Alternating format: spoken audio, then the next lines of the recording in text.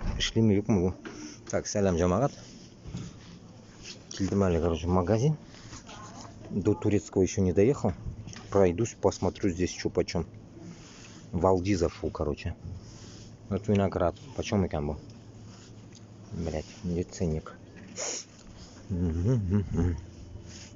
Хрен знает. 3 евро, что ли? Ну, короче. Вот орехи, видите? Вот. Здесь 5 евро, короче, орехи. Ну, мелкие, видите, какие? Французские.